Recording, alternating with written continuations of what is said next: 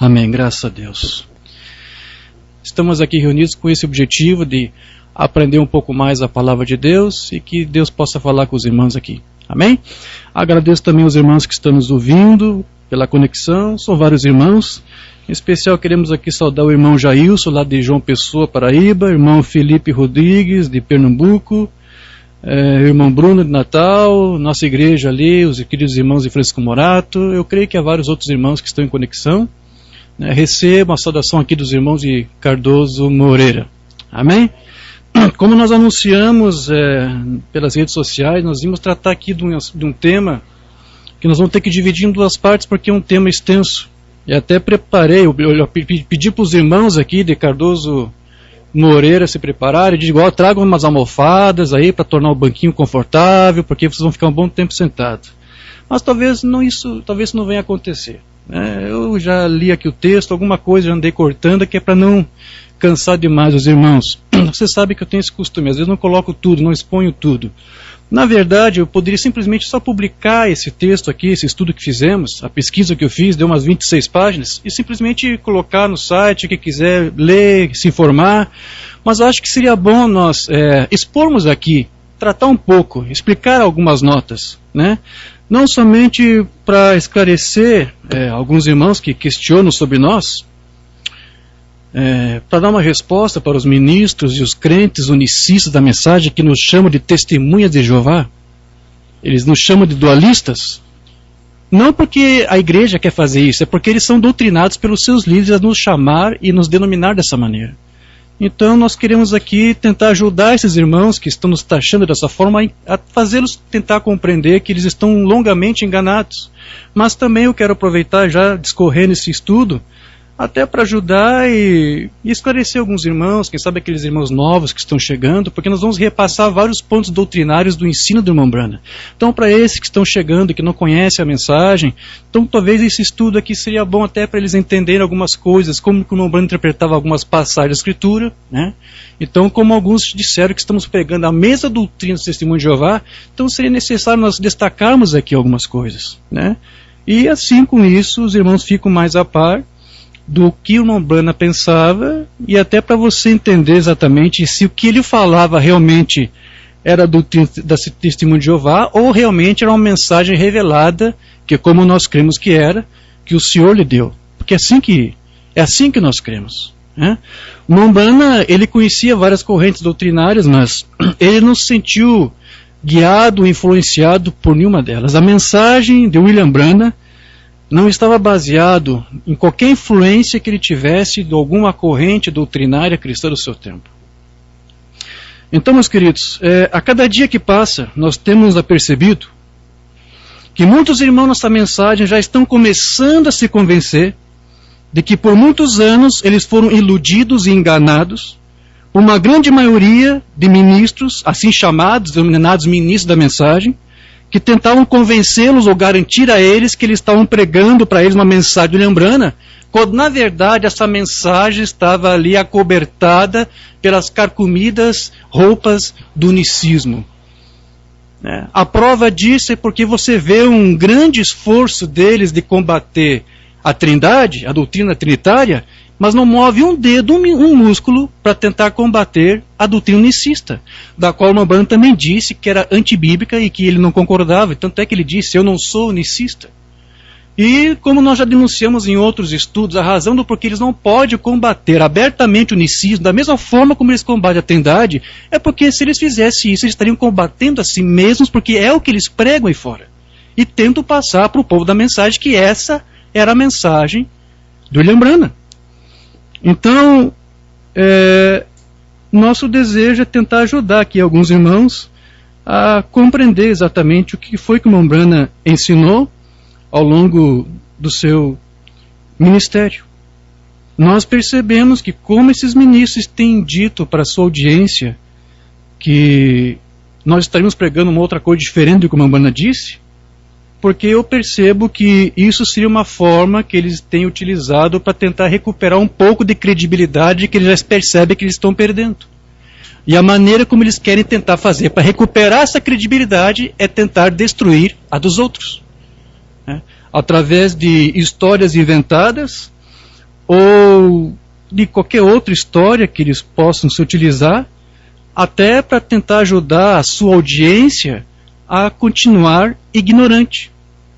Porque, afinal de contas, é graças à ignorância da sua audiência que eles conseguiram adquirir a reputação que eles têm até hoje.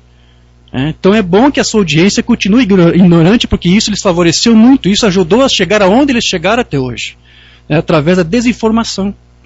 Então, uma das histórias inventadas que eles estão divulgando, e que circula entre o povo da mensagem, com auxílio desses falsos ministros da mensagem, é de que o irmão Liveio, que é um ministro associado do irmão Branham, havia sido uma testemunha de Jeová. Eu ouvi um ministro dizer isto, que Liveio, antes de conhecer a mensagem, era uma testemunha de Jeová e que depois acabou se convertendo para a mensagem. Então eu acho que eles querem crer que depois, mesmo crendo na mensagem, continuou com a mentalidade de Russelita, de testemunho de Jeová. Eu acho que eles querem supor isso. Na melhor das hipóteses, eu prefiro ingenuamente crer que essas pessoas estão dizendo isso, talvez estejam se confundindo com um irmão que o irmão Branham citava muito suas mensagens, pela pesquisa que eu fiz, chamado Lyle. E a pronúncia talvez seja parecida com Veil, Lyle, Veil. Esse irmão Lyle, o irmão Branham cita muitas vezes, eu não sei se era um parente do irmão Bankswood, porque toda aquela família era testemunho de Jeová, depois se converteu. O irmão Branham diz que esse irmão Lyle era um crente dessa sociedade torre de vigia, ou seja, era uma testemunha de Jeová, depois recebeu a mensagem, se converteu. Então talvez alguns leitores desapercebidos, que não prestaram atenção na sua leitura, confundiram o Lyle com o Veil. Mas eu ainda não quero me privar do privilégio que eu tenho de supor de que alguns que estão deduzindo que Liveio era um Russelita que depois se converteu, é porque eles estão querendo fazer isso com uma má intenção para, como eu disse, tentar tirar a credibilidade do ministério de ensino do irmão Liveio.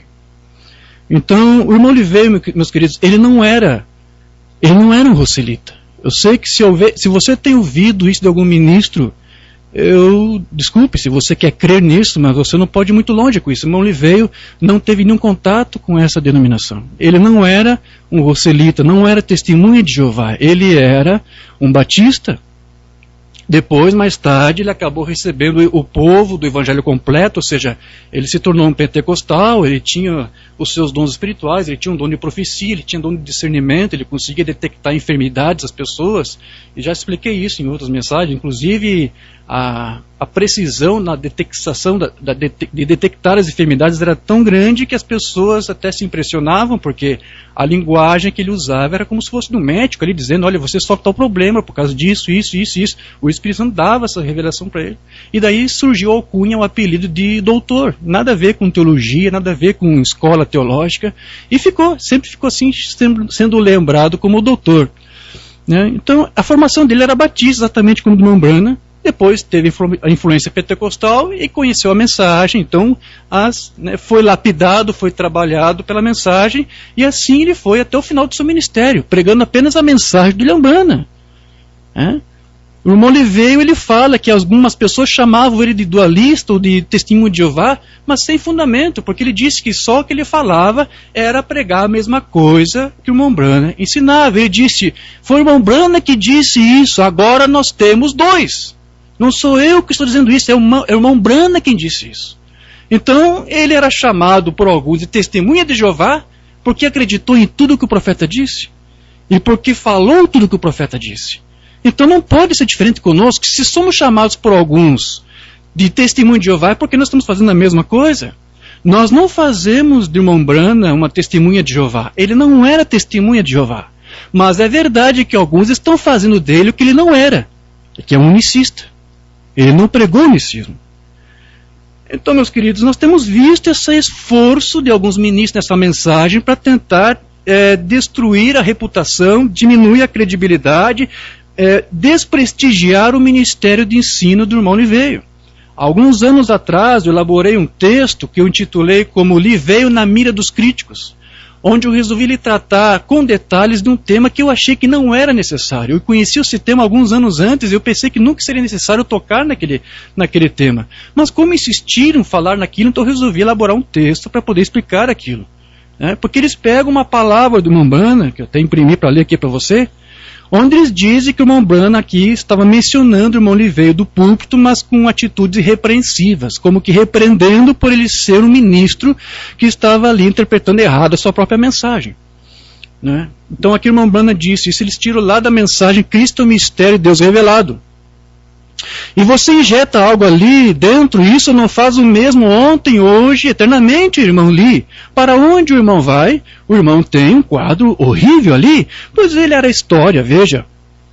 E ele é o profeta, ele é os salmos, ele é tudo. E se você não pode fazer dele tudo o mesmo, com que se pode parecer o seu quadro? Vocês o veem? Está bem. Então eles pegam isso aqui, queridos, e dizem, aqui o irmão Branham está corrigindo e repreendendo o irmão Liveio. Como que querem dizer que o irmão Liveio estava fazendo um quadro terrível e errado do irmão Branham. Eu acho espantoso como um ministro da mensagem pode ler um texto deste e dar essa interpretação. Porque para mim isso apenas confirma o que nós já temos dito. Porque se eles conseguem pegar isto aqui e dar essa interpretação totalmente irreal e deturpada, isso prova que é exatamente a mesma coisa que eles fazem com todo o resto da mensagem do William Branham. Se eles mostram serem incapazes, incompetentes de sequer interpretar isso aqui que o profeta aqui está fazendo, o que sabe, quão maior a sua incompetência para tentar tratar de outras coisas mais profundas? Porque veja que com isso eles estão mostrando para você que eles não apenas estão pregando uma outra mensagem, embora eles digam que somos nós que estamos fazendo isso. Eles não somente estão pregando uma outra doutrina, mas eles também estão pregando para a sua audiência um outro William Branham. Porque este William Branham aqui que eles estão sugerindo que repreende alguém porque está errado e publicamente para poder chamar atenção, este William Branham que eles estão inventando e fora para a sua audiência é um William Branham falso, que não existe. Porque eu tenho uma mensagem, obviamente que eles não sabem disso, porque não foi traduzida, a voz de Deus não traduziu, onde eu quero ler exatamente o que o irmão Branham diz aqui. Qual é a sua prática, qual é o seu costume? Quando ele vê alguém que está com algum erro, com algum problema. Perguntas e respostas 54. Eu simplesmente não gosto de chamar atenção abertamente para alguma determinada coisa. E citar alguma pessoa, algum indivíduo assim. O Branham nunca fez isso.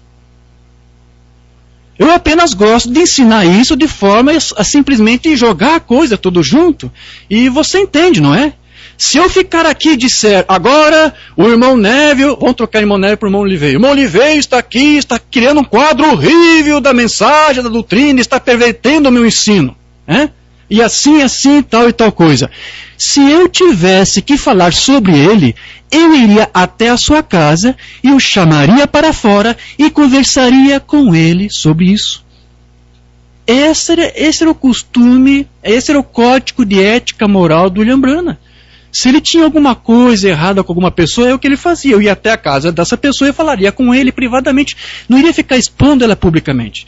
É por isso que eu estou dizendo, esse William Branham que estão criando aí fora, que repreende ele veio, é um William Branham falso. Tão falso quanto a doutrina falsa que os unicistas têm pregado. Por isso que eu tenho dito para vocês, eles não têm mais credibilidade. E a forma como eles estão tentando encontrar, para tentar recuperar um pouco de credibilidade, é tentar destruir a credibilidade dos outros. Então, quando o ministro chega a essa postura de chegar ao extremo de pegar uma palavra dessa aqui do irmão Branham e dar essa interpretação, esse recurso que eles utilizam mostram que o ministro da mensagem, quando chega nesse estágio, eles estão no nível mais baixo que ele poderia alcançar. E eu digo isso porque não somente eles estão expondo um pensamento errado, equivocado, mas porque eu quero crer que lá no íntimo eles mesmos sabem que estão pregando uma mentira para o povo. Mas só o que eles querem é tentar recuperar o seu prestígio. E o que eles puderem fazer para tentar evitar que o seu povo seja esclarecido, para mantê-los ignorantes, porque eu repito, eles só chegaram onde eles chegaram porque conseguiram fazer do seu povo ignorante. Então, se eles puderem manter o seu povo ignorante, se eles puderem fazer até isso que eles fazem, eles farão, e é o que eles estão fazendo. Então, eu também tive o dissabor de conferir aí nas redes sociais um vídeo que foi divulgado para o Ministério, tentando explicar como que o irmão Branham ensinava a geração do Filho, Logos, aquela luz mística que saiu antes da fundação do mundo, antes da criação de todas as coisas. E um vídeo, um ministro pega essas palavras do irmão Branham e diz que ali era o Filho sendo criado por Deus. Esse ministro fez isso, uma tentativa ali frustrada de tentar fugir do unicismo. Só que, na verdade, o que ele fez, isso sim é testemunha de Jeová. O que ele falou ali realmente é arianismo. Só que o Umbanda não ensinou isto. Então, a razão de estar expondo aqui é por causa desses problemas que estão acontecendo. E porque, em razão disso, nós já estamos sido até procurados por alguns irmãos, como um irmão que me procurou recentemente, e ele fez essa pergunta. Ele disse: irmão Diógenes, qual é a diferença da doutrina do irmão Brana para das testemunhas de Jeová? Porque é o que nós estamos vendo aí acontecer. Estão nos chamando disso, dizendo que nós estamos pregando essa doutrina do testemunho de Jeová, quando na verdade tenho visto ministros unicistas usando termos que são deles. O Umbanda não ensinou isso, nós não ensinamos isso. Então, nós entendemos que a razão dessa pergunta, como eu disse, é justamente porque alguns ministros estão incentivando a sua audiência a crer que nós estamos pregando a doutrina das testemunhas de Jeová. Mas como eu disse, irmão Oliveira, ele falava: eu estou dizendo, eu estou repetindo o que o irmão Brana disse.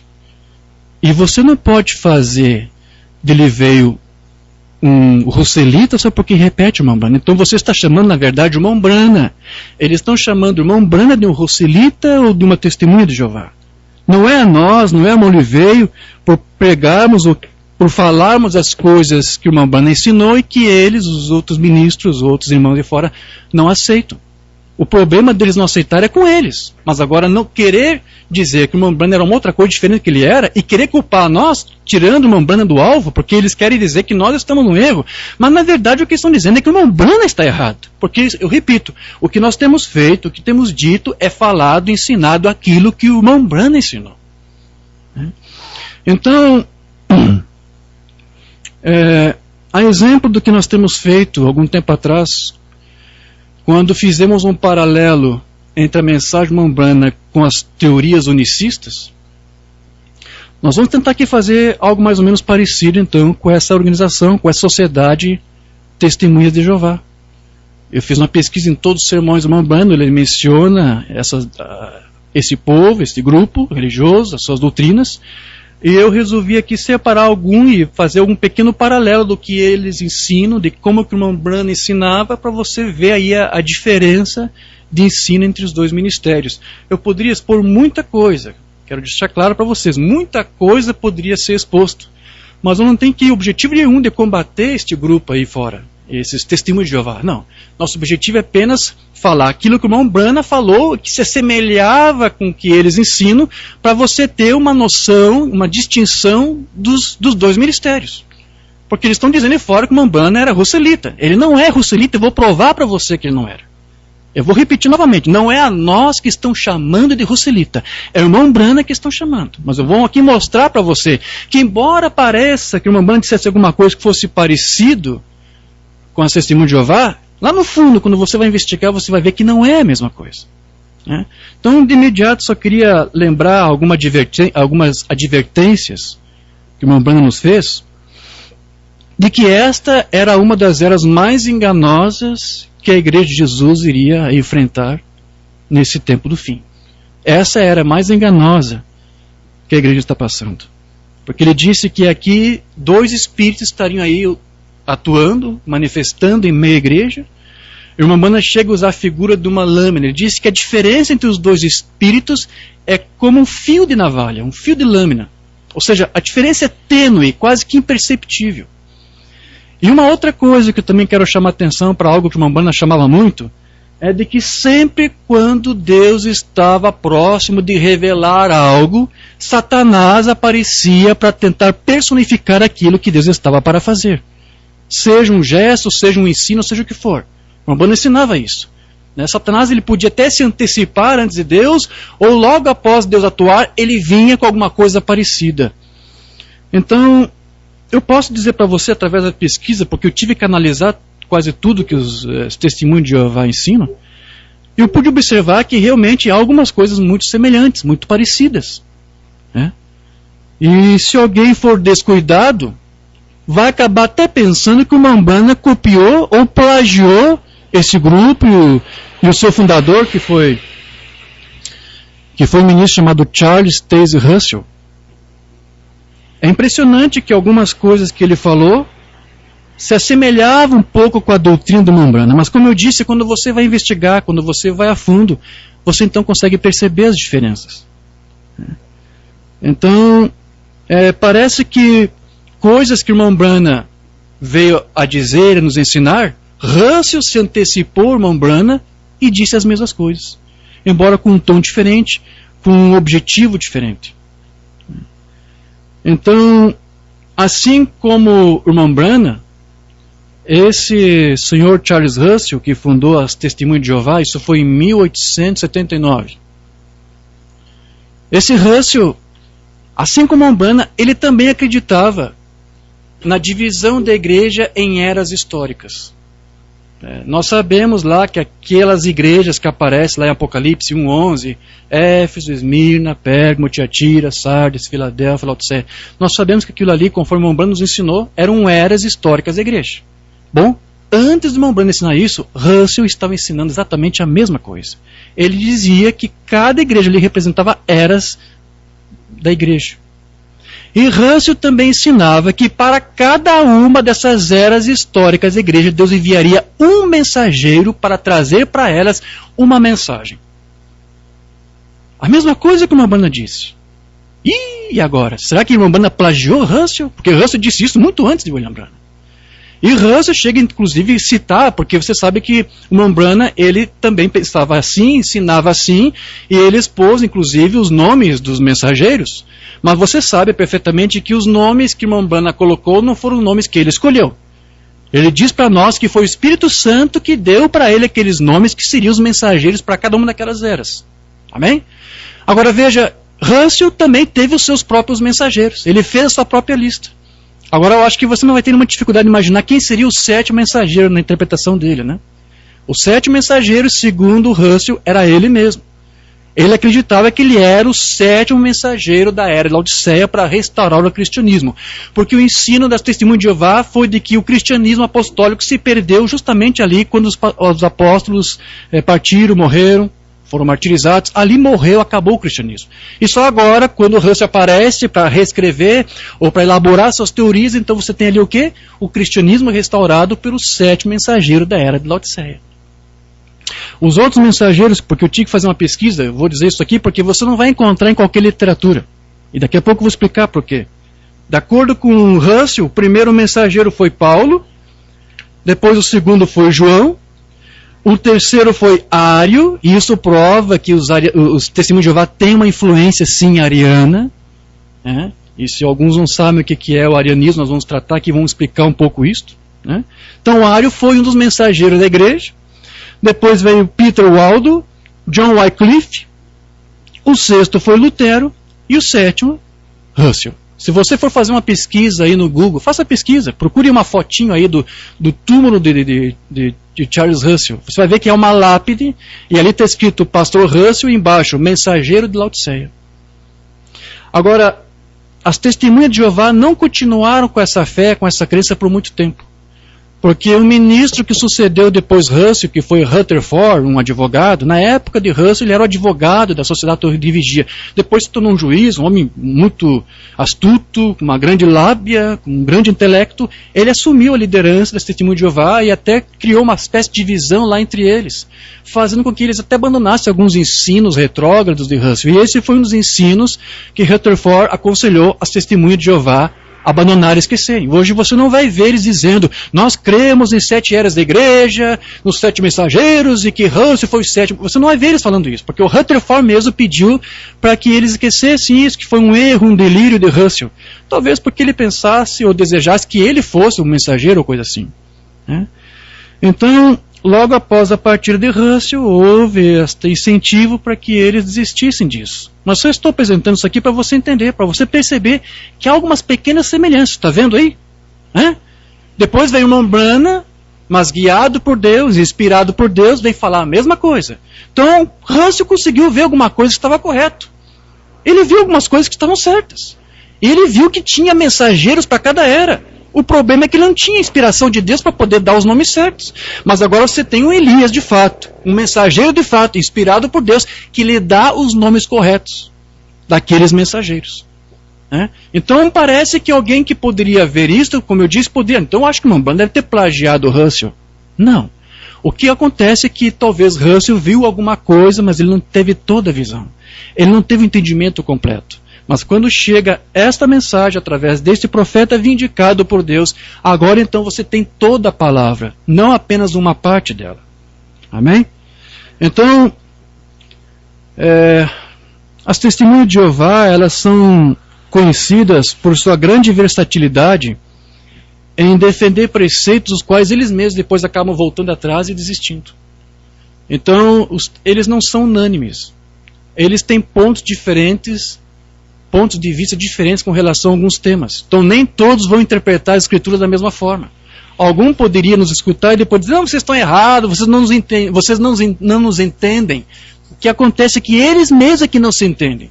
Porque um deles diz uma coisa, e o outro diz uma outra coisa, e publica uma coisa, então eles se esquecem de se combinar. Porque se eles querem interpretar de um jeito, eles têm que fazer com que todos os outros pensem a mesma coisa e digam a mesma coisa. Mas isso sempre foi assim. Isso é um problema histórico desse grupo. Né? Só vou citar aqui um rápido exemplo. Há muitos outros que poderiam ser citados. Lá mesmo em 1879 surgiu uma questão, perguntaram, será que aquelas pessoas que morreram lá em Sodoma e Gomorra nos dias de Abraão, será que um dia Deus vai ressuscitar aquele povo? Então lá em 1879 responderam que seriam, que Deus iria ressuscitar aquele povo. Muitos anos depois, em 52, disseram, não, Deus não vai ressuscitar aquele povo. 13 anos mais tarde, voltaram atrás novamente, em 65 disseram, não, Deus, ele vai ressuscitar aquele povo. Aí depois, em 88, voltaram outra vez atrás, em uma outra publicação, disseram, não, eles não vão ser ressuscitados. Então, essa é a organização. Eles têm pontos de vista discordantes, eles pensam uma coisa, depois voltam atrás e retornam, depois voltam atrás de novo. Então, eles são conhecidos dessa forma. Então, as testemunhas de Jeová, como eu disse, elas acreditam que a mensagem apostólica cristã original se perdeu ao longo das eras da igreja, então vem agora Russell e restaura isso de volta.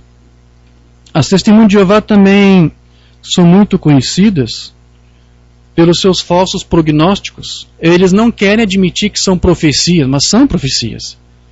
Para se defender ou para tentar pelo menos preservar os seus líderes inspirados, eles dizem que eles não faziam declarações proféticas como assim diz o Senhor.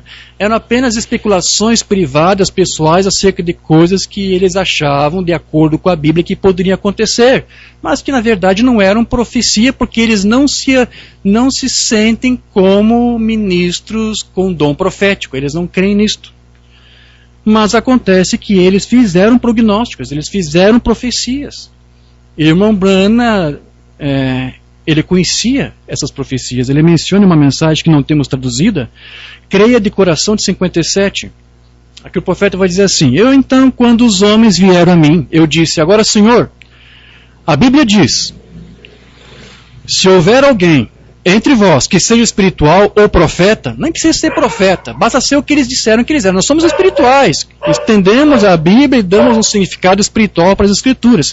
Então, seja ele espiritual, ou profeta, ou vidente, seja o que for.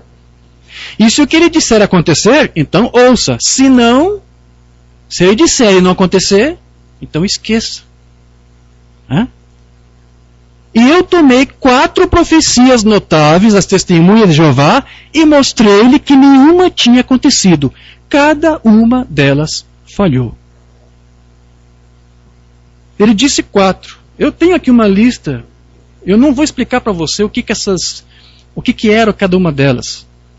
Mas esse Russell, ele escreveu várias profecias. Ele escreveu uma para 1799, não se cumpriu. Escreveu outra para 1874, também não se cumpriu. Depois ele escreveu outra para 1881, não se cumpriu. E depois outra para 1914. Aqui nós já temos 4. Seria essas 4 que o profeta falou? Eu não sei. Houve mais do que essa. Também não se cumpriu. E depois, com a partida de Russell, o seu sucessor Rutherford, o juiz Rutherford, ele também quis dar uma de Russell. Também quis dar profecias. Ele pelo menos teve 2 profecias. Uma foi de 1918. Eu não vou explicar. E a última de 1925. Essa eu vou ter que explicar, porque essa é mais sensacional. E eles são muito conhecidos por causa dessa profecia. Rutherford profetizou com base no seu entendimento bíblico de que nesse ano de 1925 os patriarcas da Bíblia desceriam dos céus ressuscitados. Abraão, Isaac, Jacó, Daniel, Davi. Ele disse que seriam príncipes e profetas. Isso foi em 1925. E não aconteceu nada. Mas o interessante é que mesmo não tendo acontecido, ele continuou falando que isso iria acontecer, mesmo já passando o prazo de validade, porque era 25. E ele continuou com essa história. Até que em 1929 ele continuou falando tanto sobre isso, que ele conseguiu convencer as Testemunhas de Jeová, até construiu uma mansão para esperar esses patriarcas ressuscitados descerem do céu. A mansão é conhecida como Bet-Sarim, Casa dos Príncipes. Essa casa foi construída lá em San Diego. Eu acho que é Califórnia. Me ajuda, é Califórnia, San Diego? Parece que é. Então, essa casa está lá até hoje. Foi construída em 29 e o que aconteceu? Os patriarcas não apareceram. Eu quero suspeitar que eles não apareceram porque não gostaram da casa. Vai ver, esqueceu de botar um ar-condicionado, um ventilador. Eu não sei o que aconteceu. Eu acho que eles olharam e pensaram, e aí, Jacó, vai querer descer lá? E eu não. Você, Davi, você quer? Não, aqui tá bom. Eu acho que eles não quiseram, porque não gostaram da casa deles. Eu acho que eles devem ter sentido muito melhor lá onde eles estavam do que ter que voltar aqui outra vez para viver naquela mansão. Fato é que a única coisa que serviu dessa mansão foi para o próprio Rutherford, porque ele viveu a vida toda naquela mansão. E a única profecia que ele pode ter feito que tenha sido útil seria só para ele mesmo. Porque como foi em 29, foi bem na época em que houve a quebra da Bolsa de Valores lá, de Nova York, então o povo americano se quebrou, ficou sem dinheiro, falido, e foi bem nessa época que ele estava lá, Rutherford, bem de vida, lá vivendo naquela mansão suntuosa. E depois, quando ele morreu, nos anos 40, a mansão foi discretamente vendida. Os Testemunhos de Jeová nem quiseram mais ficar com a mansão. E é interessante que muitos Testemunhos de Jeová não conhecem a história. Tem alguns que falam, estive 43 anos, parece que é esse o número, ou 39, e eu nunca soube a história de Bet-Sarim. Por que as Testemunhas de Jeová ficam encobertando isso para os seus próprios seguidores? Porque eles sabem que é vergonhoso ficar lembrando dessas coisas. Mas essa é a história real das Testemunhas de Jeová. Romana disse aqui, eu poderia citar para você 4 profecias que nunca se cumpriram, todas elas falharam. E teve outras profecias também, tem uma de 75 que disseram que não é profecia, eu não vou comentar aqui. Mas houve uma ocasião em que foi feita uma pergunta para o Mambrana, e o Mambrana, eu vou ler aqui, ele vai dizer para você que é um sermão que não temos traduzido, não temos. Ele estava em casa, o Espírito Santo disse para ele, vão te fazer uma pergunta sobre as Testemunhas de Jeová, não responda essa pergunta. Aí então o Mambrana vem para o culto, Ele diz aqui, eu aprecio esta pergunta, e o Deus Todo-Poderoso, que é o meu juiz, estando aqui agora, nesse santo lugar, antes que eu saísse de casa, o Espírito do Senhor me disse que esta pergunta seria colocada aqui. E eu não sabia nada sobre isso, mas eu sabia que estaria aqui. Agora eu vou ler a pergunta. A Testemunha de Jeová é uma falsa seita? Veja, alguém e o Espírito Santo no lugar, estando no meu banheiro, antes de descer aqui, Deus, que é o meu solene juiz, me disse, isso será colocado na plataforma, e disse para que eu não falasse nada sobre isso, apenas seguisse em frente, vê?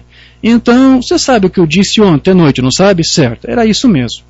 Então a Mambrana recebeu um alerta do Senhor, olha, vão te fazer essa pergunta, se a Testemunha de Jeová é falsa, não responda essa pergunta. Por que será que Deus disse para ele não responder a pergunta? E ele não respondeu. Agora vamos lá. Pelo simples fato de ele não ter respondido, ele já respondeu. Porque se fosse verdadeira, custaria ele dizer, não, é uma seita verdadeira, genuína? Se ele não respondeu, é que ele não poderia dar essa resposta. Só em não ter respondido, ele já respondeu. Você está entendendo? Agora, como o Espírito Santo disse para ele não falar nada, então ele não quis falar. Mas por que ele não quis falar? Por vários motivos. Podemos aqui sugerir várias coisas. Porque naquele tempo, ali ainda em 54, Deus estava usando o seu profeta para tentar fazer com que todos fossem atraídos para a mensagem que Deus estava entregando para ele entregar para todas as igrejas. Então havia ali algumas pessoas que eram testemunhos de Jeová, que vinham dessa corrente. Então se ele dissesse que era falso, ia ofender muitos e não era esse o propósito. Deus queria trazer a todos, até mesmo no princípio, mesmo que depois rejeitasse a mensagem, primeiro teriam que ouvir a mensagem. E depois, peremptoriamente, dizer, não, é falso, eu rechaço isso, não concordo. Pronto, já se julgou a si mesmo. Mas ele queria, Deus queria, eu quero entender assim, que ele atraísse a atenção de todos até que ele começasse a pregar a palavra, a abertura da palavra. Então, muitos crentes da mensagem vieram das testemunhas de Jeová. Então, eu só entendo que talvez Deus proibiu dele falar para que ele não ofendesse as pessoas, não magoasse, e até porque se ele dissesse, desse uma resposta, poderia ser um laço para ele. Se ele dissesse, não, é verdadeiro, então ele teria que respaldar todo ensino falso que esta sociedade prega. Nós vamos ver que há muitas coisas que eles pregam estão totalmente contrário, não somente à mensagem de Umbanda, mas às escrituras. Então ele não poderia dizer que é uma seita genuína, verdadeira, ele teria dando respaldo a essas coisas. Mas se ele dissesse que era falso, muitos poderiam se ofender e também iria incluir outras seitas, porque o que o Umbanda cria era que se alguém estivesse envolvido com qualquer uma daquelas seitas, Deus mesmo ele poderia então mostrar para aquelas pessoas o erro em que elas estavam. Assim como alguns naqueles dias também já estavam sendo esclarecidos, para que depois eles pudessem receber a mensagem e depois também fossem batizados com o Espírito Santo. Mas de qualquer forma, quando nós ministramos aquele estudo, a mensagem de Umbanda versus testemunho de Jeová, naquela ocasião eu comentei que a razão do Umbanda ter dito que ele não era unicista é porque ele realmente conhecia a doutrina unicista. Porque ele não poderia dizer, não sou, sem saber o que eles pregam. Então ele conhecia, e naquela ocasião diz que ele conhecia cada pensamento de cada corrente doutrinária do seu tempo. Pega lá o estudo, você vai ver que eu disse isso lá. E aqui eu vou dar mais uma prova disso, porque o Umbanda, ele conhecia cada ponto doutrinário das testemunhas de Jeová. Ele sabia o que eles pregavam. Ele vai dizer aqui na mensagem a marca da besta e o selo de Deus, 61. Ele vai dizer aqui, agora vocês adventistas sabem disso, vocês conhecem o Dr. Smith e as leituras do círculo, da Bíblia, do lar e tudo mais. Tenho todos eles no meu estúdio, e todos das testemunhas de Jeová, e assim por diante. Ora, quando levantam, eu conheço os seus pontos, vê? Eu sei para onde eles estão indo. Então, a Umbanda conhecia muito bem as testemunhas de Jeová. Então o fato de ele não ter respondido aquela pergunta se era falso ou verdadeiro, não quer dizer que ele não sabia o que eles eram. Ele sabia.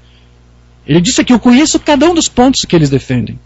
Eu conheço as profecias que não se cumpriram. Então ele já sabia. Mas devido a alguma semelhança existente entre o que o Umbanda ensinou e esses dois grupos, tanto a adventista como a testemunha de Jeová que ele mencionou aqui, alguém então poderia aludir ou sugerir que as coisas que o Umbanda veio pregar seriam então algo que ele o fez por se simpatizar com o que eles ensinaram. Mas não. Ainda que o Umbanda dissesse alguma coisa que fosse parecido ou que ele conhecesse essas doutrinas, isso não quer dizer que ele recebeu influência dela. Não. Ele não foi influenciado por nenhuma dessas correntes. Ele conhecia, sabia os seus pontos, mas ele não foi influenciado pelos seus ensinos. Então o Umbanda, ele entendia, na verdade, que as diferentes denominações, os diferentes grupos cristãos, cada um deles poderia ter uma parte da verdade. Eu vi hoje um irmão nosso, o irmão Odair, se não me engano, ele fez um comentário hoje na rede social ali. Ele disse, olha, cada igreja tem um ponto de verdade. É verdade, irmão Odair. Porque foi exatamente isso que o Umbanda cria. Cada igreja tem um pouquinho de verdade. Ele chega a dizer isso aqui. Todos eles têm uma parte da verdade, porém Deus, ele não quer que você fique apenas com uma parte da verdade. É bom você saber que há eras históricas da igreja, é bom você saber que houve mensageiros para cada era, ou até eles sabem disso, mas eles não sabem toda a coisa. Você viu, eles nem soube nomear os nomes corretos dos mensageiros. Eles têm parte da palavra, mas não toda a palavra. E Deus quer que você tenha o conhecimento de toda a palavra e de toda a verdade, não apenas parte dela. Lá na mensagem, eventos modernos são esclarecidos por profecia, ele vai dizer aqui para você, os metodistas têm parte, os batistas, presbiterianos e assim por diante, eles tinham parte dele. Os católicos tinham parte dele, até os católicos. As testemunhas de Jeová, todos os demais, mas é a palavra inteira. Toda a palavra da hora é o que conta. Não que os outros no passado falaram que era parecido, porque eles não tinham tudo, eles tinham uma parte. Cada um deles tiveram uma parte, é verdade, mas não toda. E para você agora, para essa era, o que interessa não é o que eles em parte sabiam, mas agora o que importa para você é saber tudo que ele te revelou, através do seu profeta, tudo aquilo que Deus revelou para a igreja do tempo do fim, através do seu mensageiro. E nunca o faremos até Deus ungir um profeta, que ele vai dizer, tem que ser um profeta para revelar isso para você.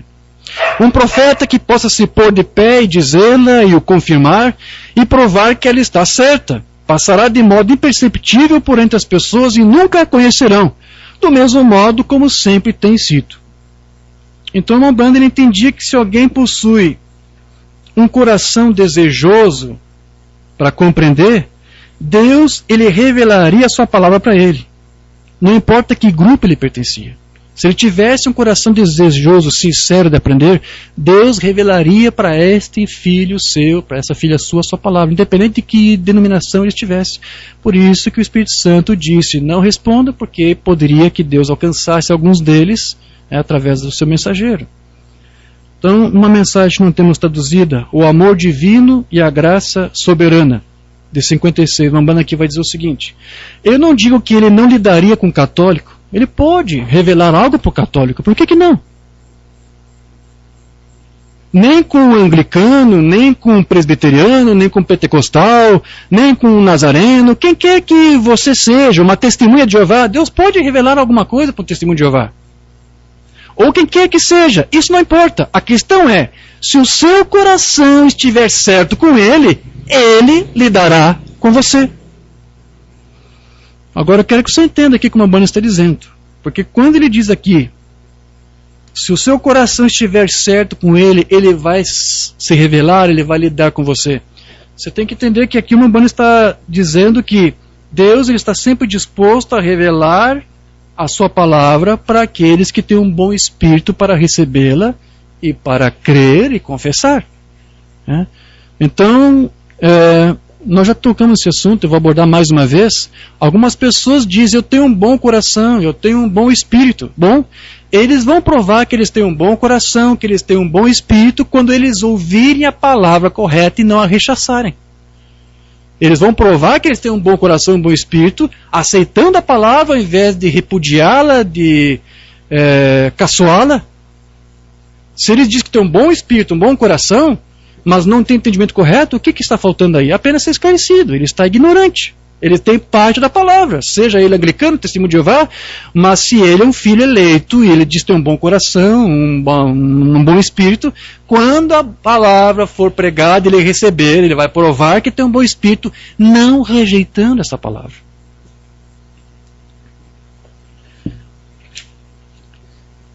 O Mambana, ele sempre ensinou também que Deus, ele nunca trata com grupos. Você sabe disso, né? Deus ele nunca tratou com grupos, com denominações. Deus sempre tratou com indivíduos. O objetivo de Deus ao usar seu profeta nunca foi de converter grupos, ou de fazer grupos, ou denominações, ou organizações mudarem seu entendimento. Não. Deus sempre estava tratando com o seu profeta com os indivíduos de cada um desses grupos. Se houvesse ali ou aqui algum eleito, ele teria um bom espírito, um bom coração, receberia a mensagem e receberia e se converteria. Né?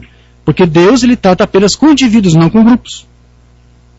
A mensagem Shalom, o Mambana diz aqui, se Jesus viesse hoje, ficaria por acaso ele do lado dos metodistas? Ficaria ele do lado dos batistas? Ou dos adventistas? Ou testemunha de Jeová? Ciência cristã, pentecostais, presbiterianos? Não, Senhor. Certamente ele não ficaria. É um caso individual. Você e Deus. Não existem dois homens que concordem em tudo semelhantemente juntos. Não existe dois polegares iguais. Deus trata com o indivíduo. E como se sabe se ele está certo ou não? Então olhe para trás e veja se ele está com a palavra. Se ele estiver com a palavra, então Deus está tratando com ele. Se não está, alguma outra coisa está tratando com ele, algum outro espírito. Porque se você tem o Espírito Santo, vai você rejeitar a palavra da ordem? Isso não vai. Mas se alguém que disse até um crente da mensagem, aí ouve a mensagem, não, isso é testemunha de Jeová. O que ele está provando para você? Que um outro espírito está lidando com essa pessoa. Então, esses grupos, eles têm um entendimento muito pessoal acerca das Escrituras, e porque seguiam os seus mensageiros, os seus líderes revelados. E na semana passada, não sei se você acompanhou o nosso estudo, eu ministrei sobre o tema de preparação, onde ali nós tratamos sobre a grande necessidade que nós temos de estudar a palavra, de buscar a Deus, de buscar um bom entendimento das Escrituras, porque nós estamos aqui passando por um processo de qualificação. Foi essa palavra que eu usei, né? Porque Deus não quer apenas que você seja um filho de Deus salvo. Deus quer que você seja o tipo certo de filho. Porque é o tipo certo de filho que vai ser adotado e que vai ser levado no arrebatamento. Agora, essa questão de dizer para você que você tem que se qualificar é para isso, é para você crescer mais no conhecimento e na graça de Deus, para você se desenvolver mais e mais como um filho de Deus, para você ter uma postura correta de como você tem que se portar como um filho de Deus, e para que você tenha uma confissão de fé também correta, porque nós temos visto muitas pessoas que têm zelo de Deus, mas quando eles vão expor a sua fé, a sua confissão de fé é uma coisa totalmente distorcida e irreal. Por que isso? Porque faltou ele ser qualificado, ser instruído corretamente. Não basta você apenas dizer que você crê em Deus, você tem que ter uma atitude correta de se proceder e de confessar essa tua fé nele. Então por isso que eu disse, você tem que se qualificar, estudar, meditar, buscar, aprofundar-se. Você tem que fazer isto. Porque é uma questão individual, pessoal, tua, entre você e Deus, para você ser um filho de Deus aperfeiçoado nele. Mas para que você tenha a revelação de Jesus Cristo, isso não tem nada a ver com qualificação, estudo. Eu estou dizendo isso aqui para você não misturar com o que eu falei na semana passada. Para você conhecer a Cristo, não é o suficiente você pegar a Bíblia e ler isso aqui. Não. Eu não estava tratando disso. A revelação de Jesus Cristo não vem de você estudar tanto a Bíblia. Não vem de tanto você se aprofundar, de você ter lucubrações, e ler tudo, e ouvir tudo, e assistir tudo. Não.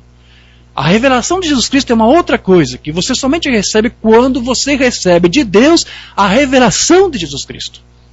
Porque o conhecimento de Cristo é um entendimento que você adquire somente através de revelação espiritual. Não tem nada a ver com estudo de teologia, seja o que for.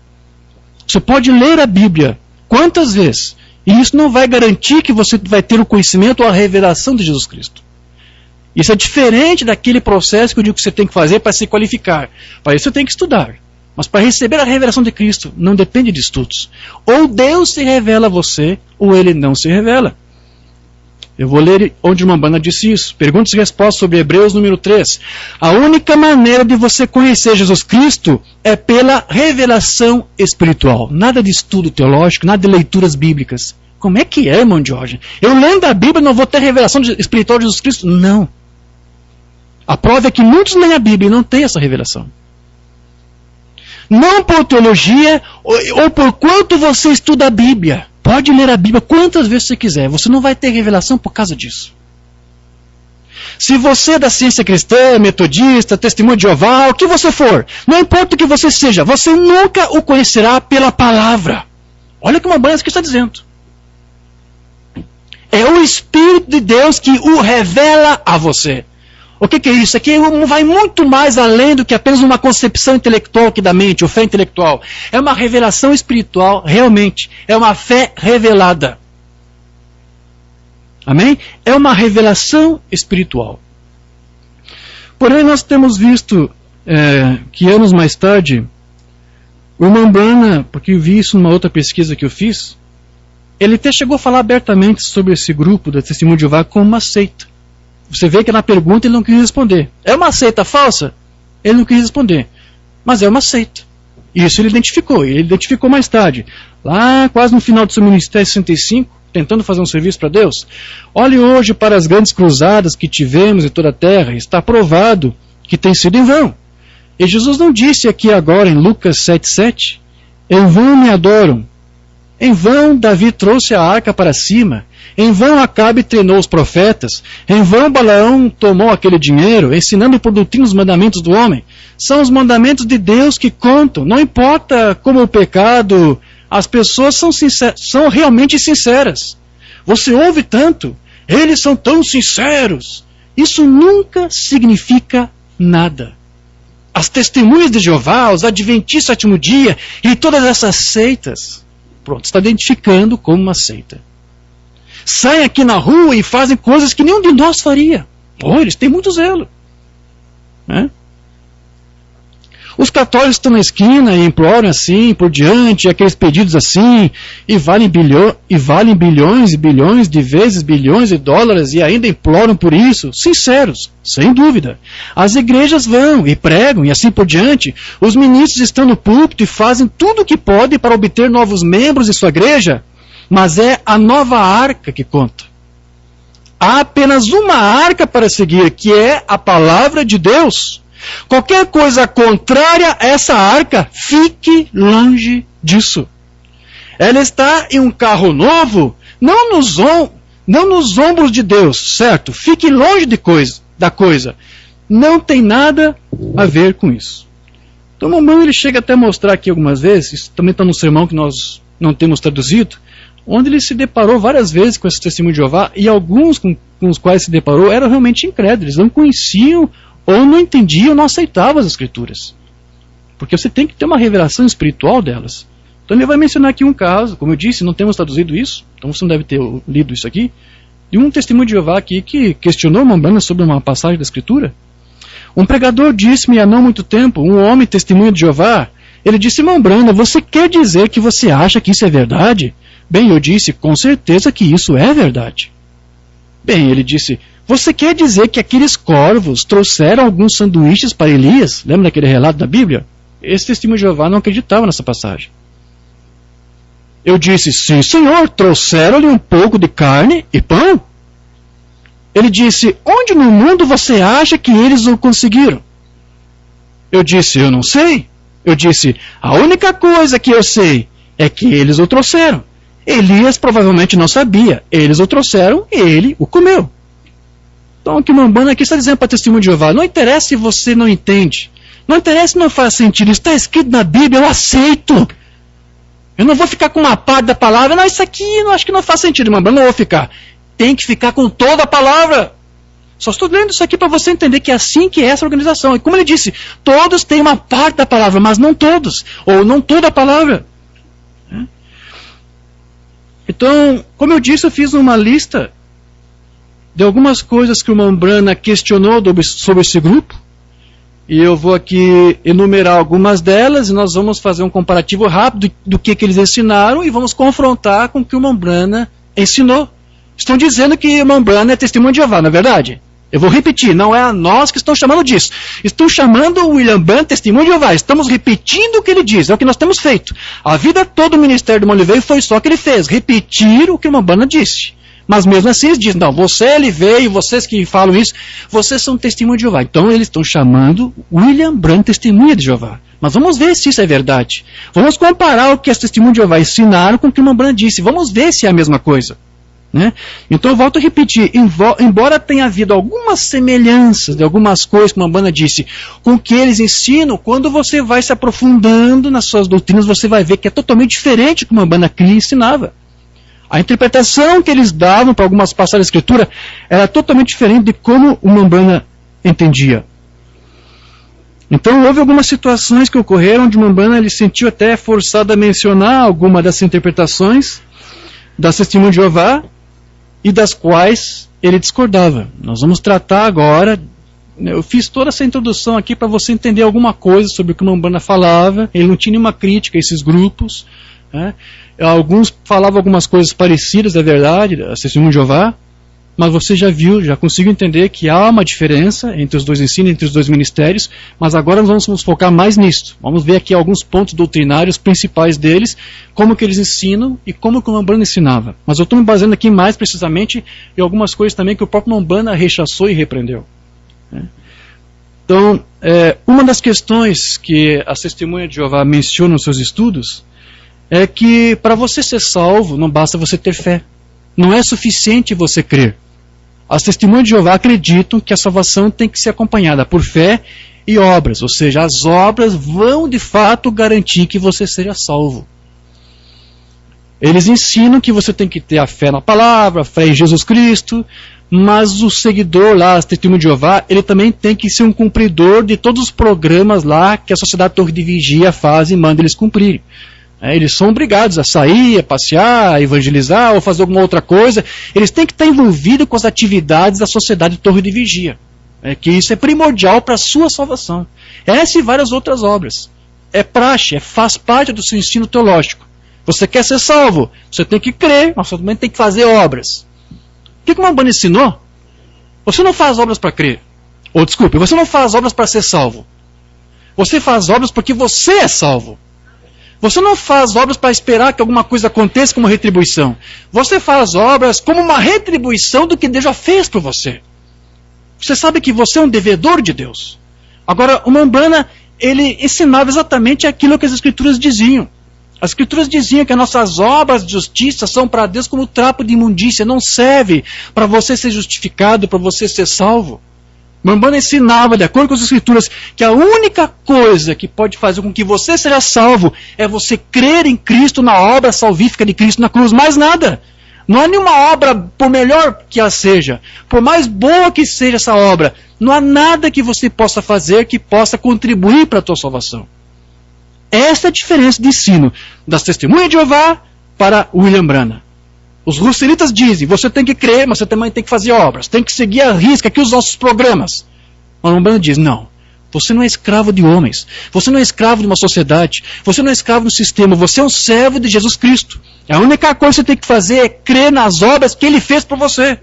Então, eu talvez nem precisava, mas como eu disse que esse estudo também é para ajudar para aqueles que estão chegando agora na mensagem, para entender como o Branham interpretava, então isso aqui é bom para eles. Então eu vou ler isso aqui, eu peço que você tenha um pouco de paciência. Não temos traduzido essa mensagem, é de 51. A Igreja do Deus Vivo. Ele não pode salvar você pelos méritos da tua oração. Ele não pode salvar você pelos méritos do teu entusiasmo e de suas boas obras. Eu fiz boas obras, eu sigo aqui minha igreja, os programas, estou sempre envolvido nela. Ele não vai te salvar por causa disso. Ele salva você pelos méritos de sua fé e de sua confissão. Ou seja, se você confessa Cristo como o seu Salvador, na obra que Cristo fez por você, essa é a única coisa que te salva. A igreja, Israel é a igreja número 1. Agora, o homem sempre tentou salvar a si mesmo. E de fazer várias coisas para ser salvo, mas nunca foi no Novo Testamento por qualquer obra nossa. É pela graça sois salvos mediante a fé. Essa é a única coisa que pode salvar você. É a graça. Nada que você tenha que fazer ainda. Como se o que Cristo fez na cruz fosse insuficiente. Ele fez metade, você tem que fazer outra parte. Isso é arianismo, né? A doutrina dos metodistas. Eles conseguem anular a obra da cruz quando eles dizem que Cristo morreu por você, mas se você não aceitá-lo, então a obra dele é em vão. Não pode ser isso. Jesus não poderia fazer uma parte esperando que você fizesse a outra parte para que então a obra fosse completa. Não foi isso. Cristo fez toda a obra para que você não tenha que fazer nada. Você agora só tem que crer e receber. Você creu, você recebeu o que Ele fez por você, você está salvo, você já está justificado. A junção do tempo. O que eu estou tentando dizer a você? Estou tentando dizer a você, meu amigo, que apenas ir à igreja, fazer uma confissão e fazer boas obras nunca te salvará. Você tem que nascer de novo. Tem que vir como uma revelação espiritual. Você tem que nascer de novo. Isso aqui é um problema para as testemunhas de Jeová. Daqui a pouco eu vou entrar nessa parte. Então, como as testemunhas de Jeová ensinam dessa forma, que você tem que fazer obra, você tem que seguir os ritos, os programas da sua organização, então o pensamento que eles têm é esse: se um a sociedade se afasta, né, eles são rechaçados como hereges. As pessoas que saem dessa sociedade, dessa denominação, eles sofrem muito, porque eles são orientados, inclusive, para que essas pessoas que saiam sejam totalmente ignoradas. Não importa se seja um parente seu, um familiar seu. Por isso que não são poucos testemunhos de Jeová que têm problemas psicológicos gravíssimos. Alguns estão em estado de depressão profundo, e não são poucos que até cometeram suicídio. Faça a leitura, faça a pesquisa, você vai ver. As pessoas que pertencem à organização têm vários problemas mentais, por causa da grande pressão que existe por não cumprir, ou principalmente se afasta. Se ele se afasta da sociedade, ele está rechaçado por todo o grupo. Eles são até proibidos de conversar. Se passar por eles na rua, não pode fazer nada. Então, isso é correto? Isso é cristão? Não é assim. Nem com esse pessoal aí que chama hoje William Branham de falso profeta, que antes foi um crente dele, nem eu faço isso com eles. Você tem que ter misericórdia. Você tem que ter pena desse povo. Eles estão assim porque estão enganados, estão confundidos. Que Deus tenha misericórdia deles, para que ele, de alguma forma, quem sabe, se for possível, se for de Deus, que eles possam de alguma forma voltarem, se corrigirem, se emendarem. Mas nós não vamos ficar aqui agora rechaçando e repreendendo por causa da atitude que eles fizeram. Se fizéssemos isso, nós seríamos testemunho de Jeová, porque é o que eles fazem com os seus ex-membros. Nós não temos essa postura. Nós não temos amargura e ódio nos nossos corações. O tempo todo que estamos aqui, estamos tentando promover o reino dos céus. E o reino dos céus é amor, é graça, é misericórdia, é perdão. Por que isso? Porque nós nós recebemos isso aqui.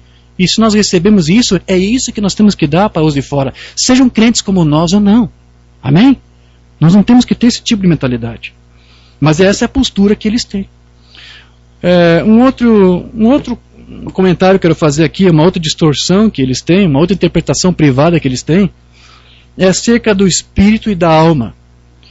As testemunhas de Jeová dizem nos seus estudos que não existe alma. Esqueça. Você não tem alma, eu não tenho alma. Não existe isso. A alma nada mais é do que uma junção do corpo com o espírito, que é um sopro, né? Deus assoprou. Então, esse sopro entrou em contato com o corpo, então criou o que? Vida. Então, para eles, testemunho de Jeová, a alma é a própria vida. Então, se você morre, para onde é que vai a tua alma? Para lugar nenhum, não existe alma. A alma é a vida que está aí junto ao teu corpo. Feneceu, morreu, acabou. Não tem mais alma, não tem lugar para uma alma ficar. E eles pegam lá o texto da Bíblia, que eu notei aqui, eles pegam a palavra espírito, que aparece lá em hebraico, que é ruá, que tem o correspondente grego, que é pneuma, que tem a ver com sopro, com respiração. Então eles dizem, o Espírito Santo é isso, é um sopro, uma respiração, é isso que você tem. Deus soprou em você o sopro de vida, então você está vivo, então isso é a tua alma, você é uma alma vivente. E o irmão Branham chega a citar alguma coisa, porque você sabe que isso aqui é totalmente contrário, o irmão Branham não cria nisso. As testemunhas de Jeová dizem que não existe alma. Ah, irmão Branham não ensinava isso aqui. Você não pode fazer de irmão Branham uma testemunha de Jeová. O irmão Branham cria que havia sim uma alma. Existe sim uma alma. Existe algo mais que fica depois que este corpo aqui perece e morre. Existe algo mais. Para a testemunha de Jeová não existe. Mas o irmão Branham ensinava diferente. Mas eu quero ler rapidamente aqui 2 parágrafos. Perguntas e respostas, 59. Eu discordo com a testemunha de Jeová sobre essa ideia de que a sua respiração é o seu espírito. Não pode ser. Seu espírito está em seu coração. Vê? Você adquiriu seu espírito antes de você vir alguma vez ao mundo. Deus disse a Jeremias, que o conhecia, o santificou e o fez profeta sobre as nações, antes de ser concebido no ventre de sua mãe. Vê? Jeremias 1,4. Agora observe. Assim vemos que todas essas coisas são presciência. 712 anos antes de Jesus nascer, antes de João nascer, Isaías o viu em uma visão e disse que ele era a voz de alguém clamando no deserto. 712 anos, desde o jardim do Éden, Jesus Cristo, antes da fundação do mundo.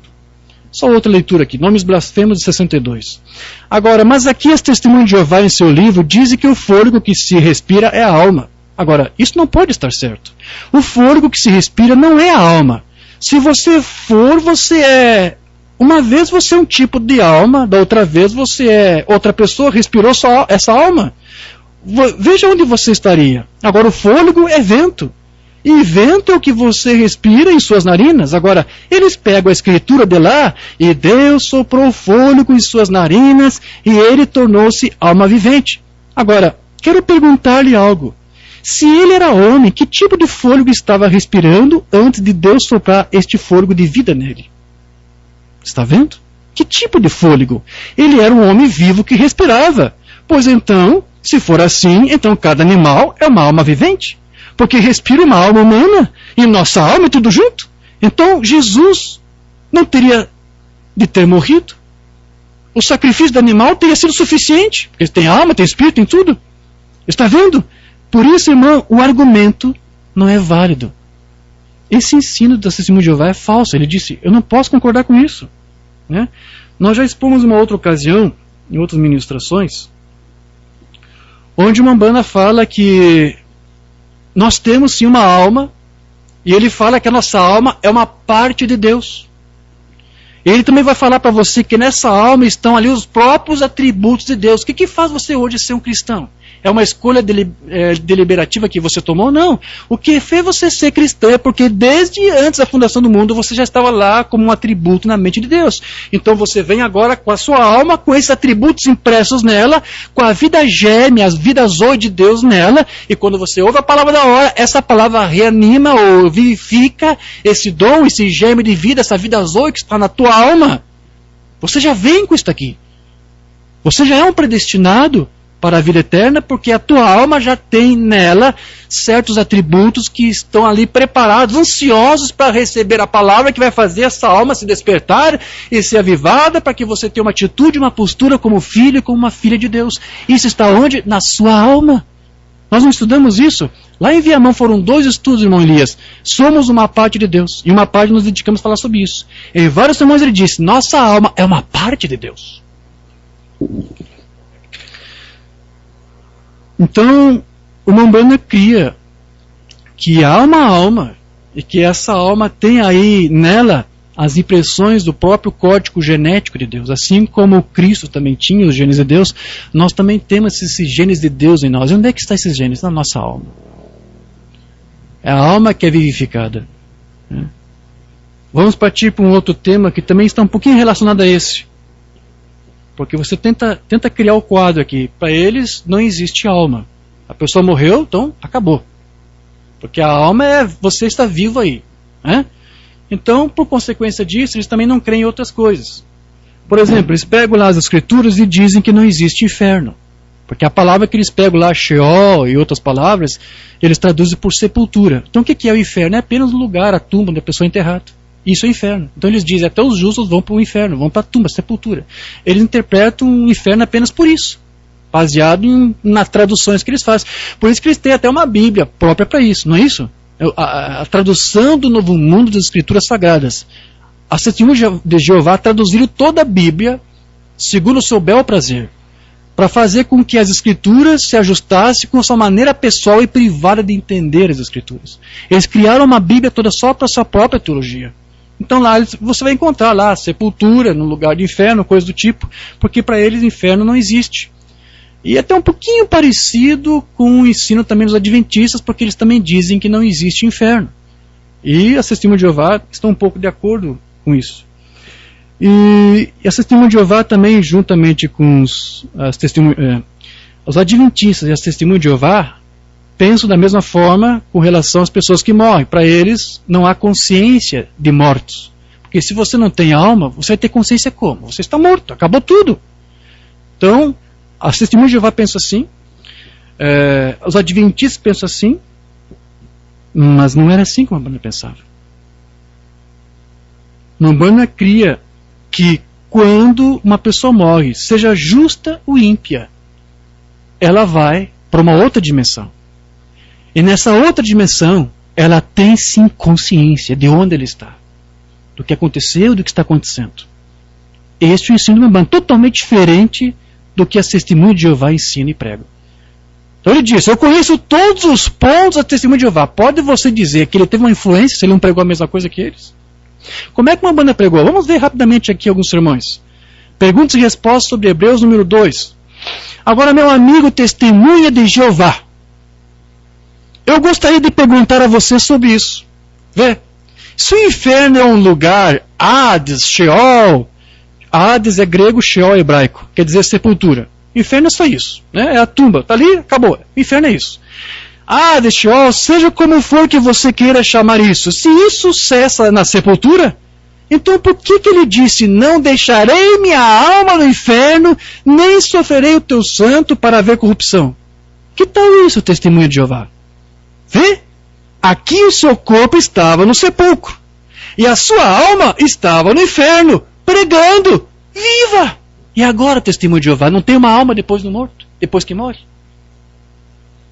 O inferno é só sepultura, acabou? A Escritura diz que Cristo estava no inferno, e estava lá tendo consciência, estava vivo, estava pregando. Que tal isso, testemunho de Jeová? Ele estava em sua teofania novamente, sua alma estava lá embaixo com aquelas pessoas que estavam em teofanias também, com consciência, vivas, numa outra dimensão. E estava testemunhando para aqueles que não se arrependeram na longanimidade. Então veja, é por isso que nesses estudos do testemunho de Jeová, por exemplo, eles negam que quando aquela feiticeira de Endor chamou por Samuel, aquele que apareceu lá foi de fato Samuel. Eles não creem nisso. As testemunhas de Jeová pensam que aquilo ali era um demônio, um espírito maligno que se apossou da identidade de Samuel, que se passou por Samuel para tentar pregar uma mentira, alguma coisa. Mas tudo que Samuel falou foi alguma mentira, tudo que Samuel disse era verdade, tudo que aconteceu. Não se viu um espírito falso que se levantar para pregar a verdade. Eles não creem nisso. E não é só as testemunhas de Jeová. Você tem correntes pentecostais que também pensam assim, porque eu estive na denominação e lá nós fomos doutrinados a crer dessa forma.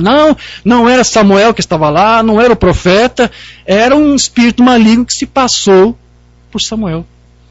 Mas o Umbanda não cria dessa forma. Ele cria naquilo que a Escritura dizia. A Escritura mostra claramente que era sim Samuel quem estava ali. Foi Samuel quem apareceu. Agora você entende por que eles não podem crer que era Samuel? Porque eles creem que não tem alma, que os mortos não têm consciência, então eles têm que usar esse argumento. Então eles não podem crer em toda a palavra.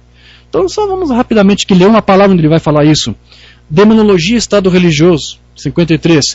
Então ele recorreu a uma feiticeira. Está falando de Saul, quando foi buscar aquela feiticeira. Baixa e degradada. E foi a ela e entrou rastejando e disfarçando-se. E essa feiticeira vai chamar o espírito de Samuel. Agora, eu sei o que você está pensando. Mambana, nesse exato instante, está discernindo a audiência. Ele viu alguém duvidando o que estava dizendo. Não, Mambana, não era Samuel que aquela feiticeira estava chamando. Era um espírito maligno. Ele captou na audiência isto. Eu sei o que você está pensando. Muitos disseram, esse não foi Samuel. Mas a Bíblia disse que foi Samuel. E foi Samuel. É engraçado como se capta isso, né? Está falando que ele tinha captado ali da audiência. Alguns não estavam crendo nisso, né? Mas esse foi Samuel, terceira vez. Foi Samuel. A Bíblia disse que foi. E aquela feiticeira podia chamá-lo. E ela chamou Samuel. E Samuel estava num outro lugar. Mas estava consciente do que se passava. Lá onde ele estava. Depois de morto.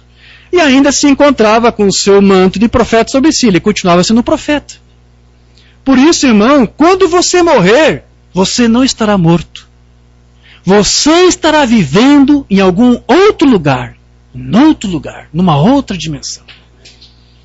Isso é totalmente diferente do que as testemunhas de Jeová ensinam e creem. Totalmente diferente. Então veja, se fosse um espírito demoníaco, a Escritura teria que dizer que era um espírito demoníaco. A Escritura diz que quando aquele gadareno falou com Jesus lá, deixa eu ir lá para os porcos, a Escritura diz que foi demônios que falou por ele, não foi? Uma legião de demônios. A Escritura diz que quando havia uma pessoa possuída por um espírito, a Escritura diz, o espírito possuiu aquela pessoa e falou aquilo. A Escritura diz. Né? Quando aqueles sacerdotes lá de Baal foram enganados por um espírito de mentira para convencer Acabe para ir para a batalha porque ia vencer e ele perdeu a batalha, a Escritura diz que aqueles sacerdotes foram ungidos por um espírito mentiroso. A Escritura fala para você, revela para você quando é um espírito usando alguém ou uma pessoa. Se aqui fosse um demônio usando Samuel, a Escritura diria. Aqui não disse. Por quê? Porque era Samuel. Amém? Amém. Lá em Jundiaí, nós pregamos um estudo chamado Perguntas e Respostas. Alguns irmãos fizeram várias perguntas e também fizeram questões relacionadas a isso, para a alma dos mortos, para onde é que vão. Então, nós fizemos algum comentário sobre isso naquele estudo. Eu só quero ler algo que eu tirei daquele estudo que nós fizemos. Também, Demonologia, Estado Religioso. Agora note, aquela senhorita Pepper, Ele está se referindo a Leonore Piper, que era uma adivinha naqueles dias, muito famosa. É médio verdadeira, e a revista disse, aqui está uma coisa de que se pode estar certo, de que alguém, quando morre, não está morto, está vivo em algum lugar, porque aquela mulher chama o espírito deles de volta e conversa com as pessoas. Agora, o que ela faz, irmã Brana? O senhor crê nisso? Sim, Senhor. A Bíblia diz que sim. É por esse motivo que eu creio. E ela é do diabo. E o espiritismo é truque do diabo.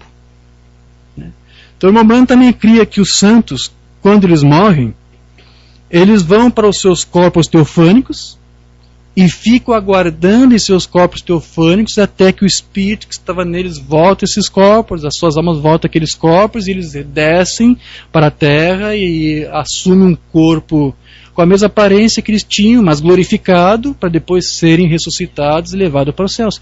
Branham interpretava dessa forma. Eu quero ler rapidamente aqui o quinto selo. Com a abertura deste quinto selo nesse dia, põe em ordem uma doutrina aqui mesmo, sobre a qual talvez eu fale, que as almas dormem. Agora compreendo que há pessoas aqui de fato creem nisso. Veja, que as almas dormem. Penso que isto prova o contrário. Elas não estão dormindo. Estão vivas. Seus corpos adormecidos, os corpos físicos. Mas a alma não está no sepulcro, não está no cemitério, não está lá na sepultura. Estão na presença de Deus.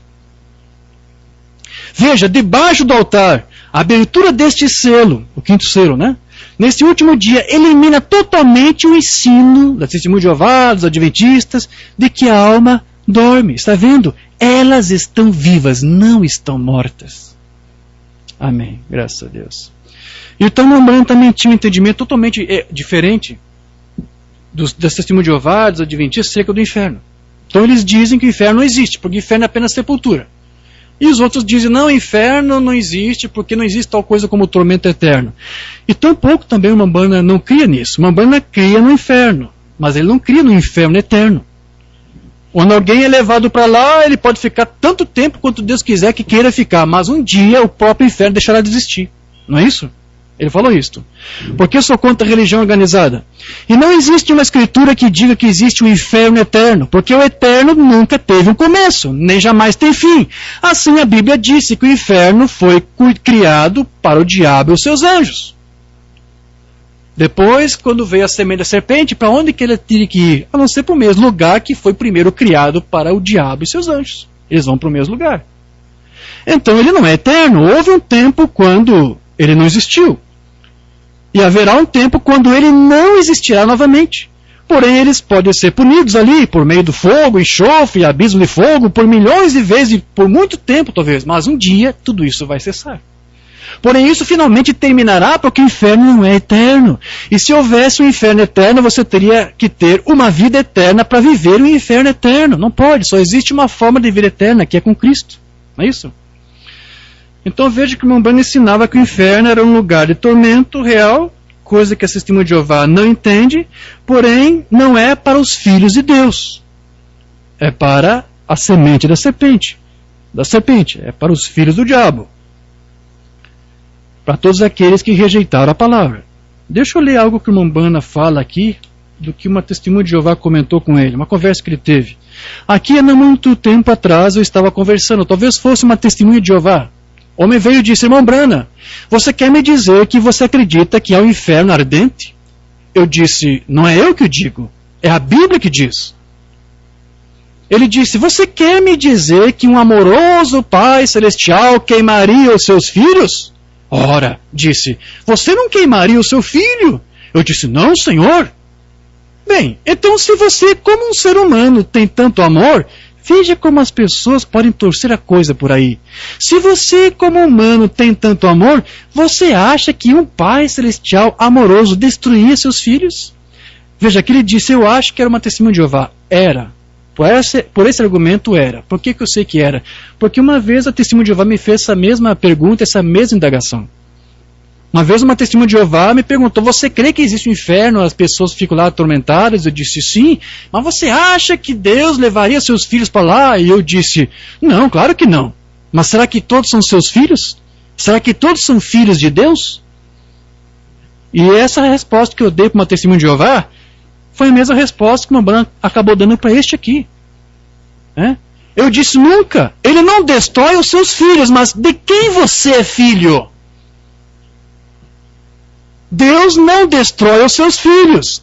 Ele está tentando o seu melhor para fazê-los entrar. Mas é o diabo que está solto para destruir os seus filhos. Então Deus apenas permite Satanás. Então com isso aqui, já nos ajuda a entrar numa outra questão doutrinária, da qual você vai ver que é completamente diferente daquilo que o Rambam ensinava. Os testemunhos de Jeová não creem que há um tormento, que há um inferno, onde almas podem ser levadas para lá, porque simplesmente as testemunhas de Jeová não creem na predestinação. Eles não acreditam que há vasos para a honra, como estudamos no domingo passado, e vasos para a desonra, preparados, não é isso que está lá? Estudamos isso, preparados para a perdição. Assim como Deus está preparando um povo, está preparando, equipando, qualificando para herdar o reino, também existe um povo que está sendo doutrinado, digamos assim, ou preparado para ser levado para um destino que já está traçado para eles. Mas os testemunhos de Jeová não acreditam nisso, eles não creem em predestinação. Então eu sei que para você não é necessário, mas para alguém que ainda não conhece, eu quero mostrar aqui algumas coisas onde o profeta fala sobre isso. Para você ver que o Umbanda não era testemunha de Jeová. Israel e a igreja número 1. Agora, antes de você poder se tornar um cristão, Deus te chamou. Não você chamando a Deus, Deus te chamou. Agora, ele chamou Abraão e ele é o pai de todos nós. Na fé, observe agora, ele disse, Abraão, agora, isso é eleição. Eu quero enfatizar fortemente esta eleição, porque isto é verdade. Agora você não. Você não se tornou um cristão apenas por coincidência, porque você se tornou um cristão antes que você estivesse neste mundo. Você já era um cristão lá. A tua alma estava lá como um atributo na mente de Deus. Você já era um cristão lá. Você não se torna um cristão aqui. Antes que você nascesse, Deus te ordenou para ser um cristão. Isso é predestinação. Desde o jardim do Éden, desde antes da fundação do mundo, você diz, isto é correto, irmão Brana? Esta é a verdade. Deus, antes que você soubesse qualquer coisa, mas fomos ordenados, predestinados. Você sabe o que significa predestinado? O destino de qualquer coisa que foi prevista por Deus. Amém. Agora, isso não é leite desnatado, isso não é para qualquer um, não. Isso não é para testemunho de Jeová, eles não conseguem entender isto. Predestinados. Observe, eu creio que isto deixou você aturdido. Ele sabia, por revelação, que alguém ali não estava entendendo isto. Alguém diz, bem, eu sei que eu sou salvo porque eu parei de fumar. Não foi por isso que fui salvo. Não é por isso que você foi salvo porque Deus te escolheu antes da fundação do mundo para ser salvo. Este é o ensinamento bíblico, amém? Deus chamando, Deus elegendo. Agora, você pode também encarar isto. Há pessoas que jamais serão salvas. Há pessoas que jamais serão salvas, independente do que elas façam. Possam ser tão religiosas, tão sinceras em sua devoção, em sua religião a Deus. E você sabe disso. Há pessoas que são predestinadas à perdição. Vaso de desonra, preparados para a perdição. Há pessoas que são predestinadas a serem salvas. Todos que são predestinados a serem salvos, serão salvos, apesar de tudo. Amém. Nós temos dúvida sobre isso? Não, não temos dúvida. Mas agora, as testemunhas de Jeová não creem nisso aqui. E isso aqui é claro, isso aqui é um ensino doutrinário apostólico. Os apóstolos ensinam isso, Paulo ensinou isso, Pedro ensinou isto. E uma balança poderia ecoar exatamente esse mesmo ensino deles. Um outro ensino muito conhecido, que vocês conhecem muito bem, é aquela interpretação que as testemunhas de Jeová tinham sobre os 144 mil. As testemunhas de Jeová dizem que os 144 mil é um povo limitado que vai viver no céu. Só 144 mil vão viver no céu. E esse número começou a ser contado desde o tempo dos apóstolos, os primeiros cristãos, e esse número já se encerrou. Os 144 mil já foram encerrados, concluídos. Quando que foi isso? Em 1935. Os últimos crentes, testemunhas de Jeová daquele tempo, já entraram ali, acabou. Não tem mais, ninguém mais vai ser salvo ali. Né? Que vão herdar o reino dos céus, que vão viver nos céus. Mas e o resto? Então vão tudo para o inferno? Vão para a sepultura, que não é nada, não é isso? Não. Eles entendem que o restante deles, que estão aí, eles fazem parte daquilo que eles chamam da grande multidão ou das outras ovelhas. Elas vão viver aqui na terra, no paraíso terrenal aqui nos céus. Então eles dizem que os 144 mil são de fato a noiva, que são aqueles grandes governantes que vão reinar lá nos céus. Só os 144 mil recebem o batismo com o Espírito Santo. Só esses é que vão ser salvos e vão reinar lá. Os demais vão ser salvos, mas vão reinar aqui na terra. Agora, o que o Umbanda dizia sobre isso? Qual a interpretação que ele dava para os 144 mil lá de Apocalipse 7, 14? Ele disse exatamente aquilo que as escrituras claramente mostram. Ele disse, aquilo ali são os judeus. Nada a ver com a noiva, nada a ver com a igreja. Eu sei que eu não preciso, mas só vou ler um parágrafo aqui, o 7º selo. Agora tenho muitos ótimos amigos, testemunhas de Jeová, sentados aqui, que são todos, ou foram, talvez alguns deles ainda sejam testemunhas de Jeová, mas eles sempre aplicaram, o Sr. Russell aplicou, esses 144 mil como sendo a noiva sobrenatural de Cristo, está vendo? Não é. Não tem nada a ver com a era da igreja, de modo nenhum. Eles são absolutamente Israel, é o povo judeu. Nada a ver com a igreja. Agora vamos ler em alguns minutos. Agora este intervalo entre os sextos, os selos, é o chamado a selagem dos 144 mil judeus, chamados no período da tribulação, depois que a igreja partiu. Ocorre o arrebatamento, a noiva gentílica é arrebatada. Embora eu diga a gentílica, há judeus eleitos da eleição que também vão para a noiva. Sim, a noiva é formada por judeus, salvos individualmente, e também gentios. Mas haverá também depois uma conversão nacional do povo judeu, que vão viver no milênio, que são 144 mil aqui. São chamados da tribulação, depois que a igreja partiu. Está vendo? Não tem nada a ver com a era da igreja, de modo algum. São chamados, estão perfeitamente em harmonia com a Escritura, as últimas 3 semanas e meia de Daniel, atribuídas ao povo de Daniel. Veja, não aos gentios, ao povo de Daniel. E Daniel era judeu. Agora, para vocês, meus amigos, testemunhas de Jeová, entendo agora que esses 144 mil não tem nada a ver com a noiva. Não há nem um pouco de Escritura para sustentar isso. Não, Senhor, eles não são, eles são judeus. Amém. Tem até outra escritura aqui, outro parágrafo, não preciso ler. Então agora, queridos, só esse ponto aqui, encerramos esse estudo e damos continuidade amanhã, porque é um estudo extenso. Só mais um outro ponto aqui que eu quero abordar para você ver a diferença do que essas testemunhas de Jeová ensinam do que uma Umbanda ensina.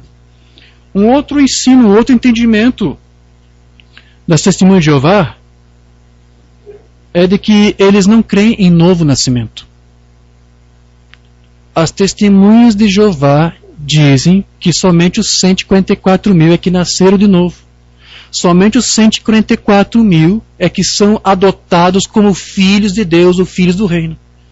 Então, segundo essa teologia, os testemunhos de Jeová não precisam nem nascer de novo para ser salvo. Basta ser testemunho de Jeová, basta frequentar as reuniões da sala do trono, lá, na Sociedade de Vigia, isso é suficiente. Não precisa nem ser nascido de novo. Por que isso? Porque eles não creem no novo nascimento.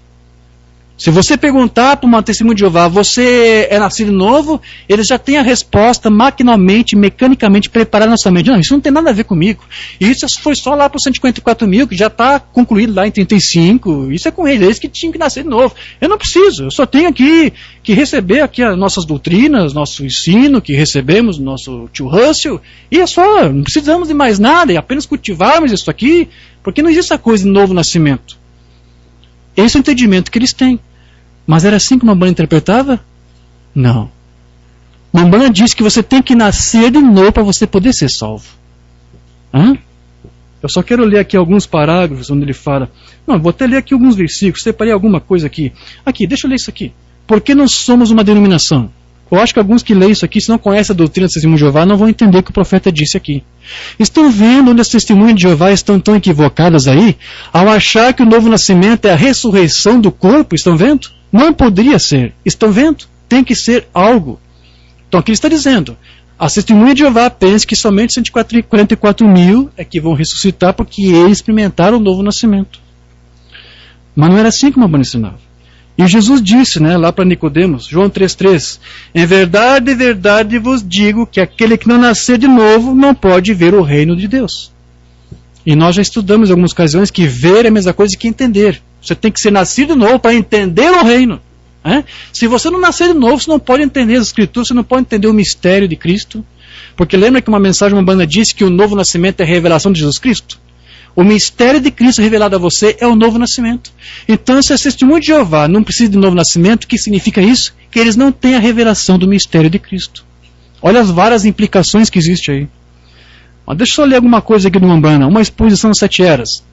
O que é o batismo do Espírito Santo? É o Espírito Santo batizando você no corpo de Cristo. É o novo nascimento. É o Espírito de Deus entrando e enchendo você após você ter se arrependido, tendo ouvido sua palavra.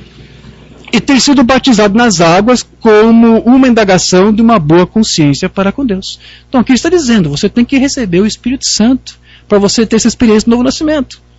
Combatendo ardentemente pela fé, não temos traduzido. O Espírito Santo é uma experiência pessoal do nascimento, do novo nascimento, da regeneração, fazendo uma nova criatura em Cristo. Ok. Rainha de Sabato 57. Deus está obrigado a mostrar a você que Cristo ressuscitou dentre os mortos e que está vivo hoje, esta noite. E ele não é aceito por uma concepção mental. Ele é aceito pelo novo nascimento, nascido de novo. E você se torna uma parte de Deus. Então, como a Testemunha de Jeová não creem que você tem que ser nascido de novo, então eles estão dizendo, não são uma parte de Deus. Claro, eles creem que nem tem alma, né? Porque você é uma parte de Deus por causa da sua alma. Né? Mensagem vida. Esta é a razão pela qual é totalmente impossível para qualquer pessoa alguma vez ser salva fora do novo nascimento. Então vamos lá. Segundo essa declaração de Umbanda, nenhuma Testemunha de Jeová pode ser salva, porque elas não creem no novo nascimento. Sinto muito. Vou ler de novo. É totalmente impossível qualquer pessoa alguma vez ser salva fora do novo nascimento. Então quem acha que não precisa de novo nascimento não pode ser salvo. Veja como um homem, um Russell, consegue enganar tanto um povo, uma geração inteira. Porque os homens são nascidos de novo do Espírito de Deus e se tornam uma parte de Deus. Sua existência é eterna, assim como Deus é eterno. Ok. Então veja que uma fé intelectual, que é só que as Testemunhas de Jeová têm, eles só têm isso, uma fé intelectual. Então jamais pode fazer com que se produza em suas vidas um novo nascimento. E é só o que eles têm. E o Umbanda diz que não é o suficiente você ter uma fé intelectual, que é a informação, que é o conhecimento bíblico. Você tem esse conhecimento, isso é uma fé intelectual. Ela tem sua importância, ela tem o seu lugar, mas não é o suficiente. Então, se você tem apenas o conhecimento bíblico, como ele leu, nós lemos aqui, ele disse, né? Você pode ter todo o conhecimento da palavra e você não pode, mesmo assim, não ter o conhecimento de Cristo, porque é uma revelação. Então, se você tem apenas o conhecimento escriturístico, bíblico, teologia, informações, isso é fé intelectual. Mas se você não tem a fé revelada, você nunca vai experimentar o novo nascimento. Então aqui ele vai dizer, onde eu penso que os pentecostais falharam. Há duas coisas que nós temos que observar atentamente. Uma delas é uma religião intelectual, a fé intelectual. A outra é uma experiência do novo nascimento. Nada a ver com fé intelectual. Uma delas está na cabeça, a outra está no coração. Amém. E essa mensagem que não temos traduzida, a segunda vinda, 55.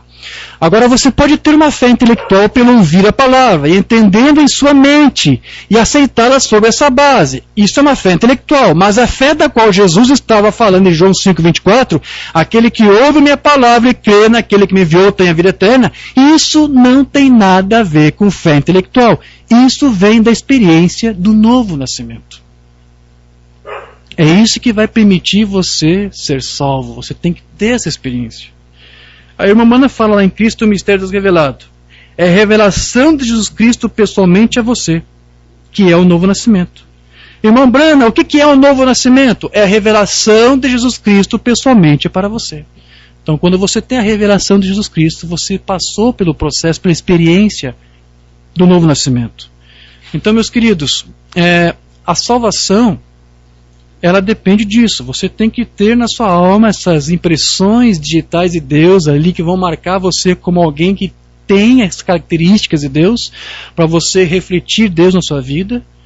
E a salvação, ela está à disposição desses que têm esta alma com essas impressões digitais que eu disse, que é aquela vida germe nessa alma que vai ser vivificada quando você ouve a palavra. Quando você passa por todo esse processo, você vai experimentar o novo nascimento. Você tem que passar por essa experiência para você ser nascido de novo.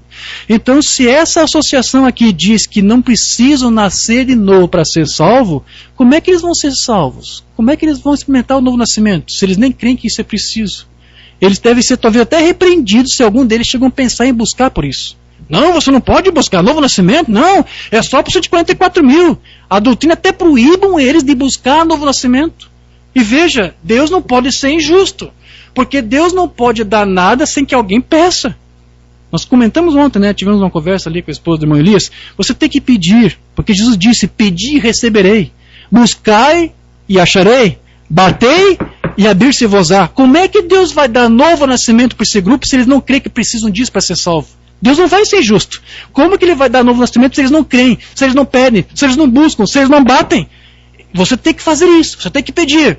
Qualquer bênção que você precisa, qualquer necessidade que você tenha, seja qual for a área da tua vida, busque a Deus, clame a Deus, peça a Deus, busque a Deus, bata na porta, porque foi Ele que mandou você bater. Bata porque Ele quer ser incomodado. Uma banda fala isso em uma mensagem. Ah, eu tenho medo de incomodar Deus. Ele quer ser incomodado. Busque, peça. Mesmo Ele sabendo que você pode crer nele, ainda assim Ele quer que você fale para você testemunhar a fé nele. Porque se você crê que Ele pode dar, você tem que pedir. Porque se você crê, mas não fala, você não está mostrando que crê.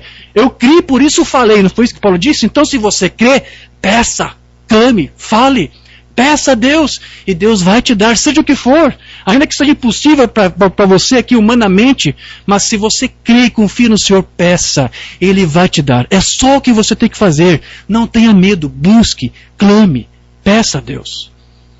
Amém, queridos? Eu quero encerrar só com essa palavra aqui. Nós temos essa fé, porque foi assim que o Umbanda nos ensinou.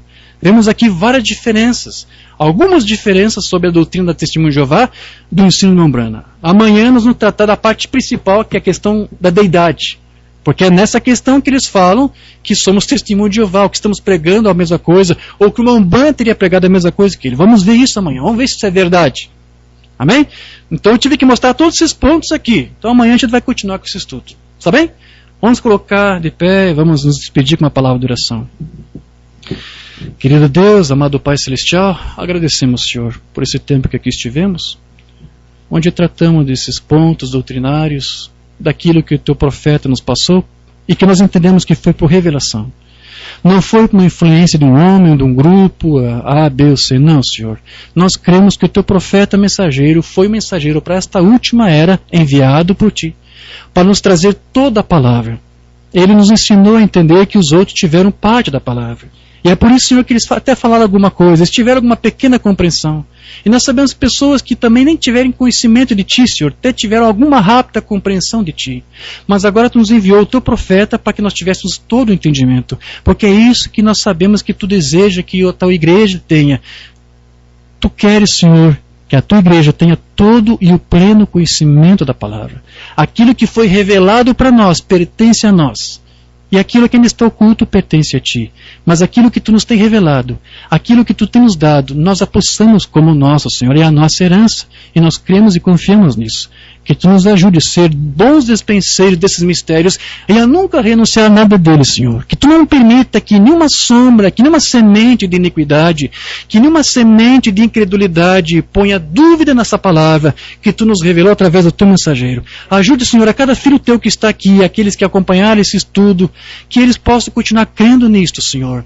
Que Tu possas ajudar o Teu povo nas suas necessidades, que assim como aquele povo que não pode clamar porque não creem que Tu podes dar, nós aqui cremos e confessamos e pedimos a Ti. Ajuda o Senhor a sermos melhores filhos para Ti. Ajuda o Senhor a nos encher com o Teu Santo Espírito. Queremos ser cheios de Ti, Senhor. Nós nos vaziamos de nós mesmos para que a Tua palavra ocupe nossas vidas e nos guie, nos molde e nos transforme. É isso que nós queremos porque sabemos que Tu és um Deus vivo e Tu estás aqui para fazer isto. Então ajude em todas essas coisas, Pai. Pedimos essa graça, pedimos a direção em tudo, Senhor. Ajuda nesse pequeno estudo que estamos tendo, Senhor. Amanhã estaremos aqui outra vez. Pedimos a Ti pela Tua graça e misericórdia, para que Tu nos ajude a tratar desses assuntos, Senhor. E para que alguns irmãos nossos possam ser esclarecidos. Que se algum irmão ou irmã foi ainda cegado por algum ministro, por alguma cegueira, por alguma ignorância, que eles possam ainda ser alcançados por Ti, pela Tua palavra, para que eles possam ser despertados e tenham um bom discernimento de Ti, da Tua palavra e daquilo que estamos testemunhando dela. Ajuda-nos nisso, Senhor. Ajuda o Teu povo. É o que nós te pedimos e te agradecemos. No nome de Jesus Cristo. Amém? Amém. Então, estamos despedindo. Agradecemos os irmãos que nos acompanharam até aqui. E amanhã, se Deus quiser, estaremos aqui, se tivermos conexão. Eu acho que deve ter tido sinal, acho que conseguimos transmitir. De qualquer forma, gravamos.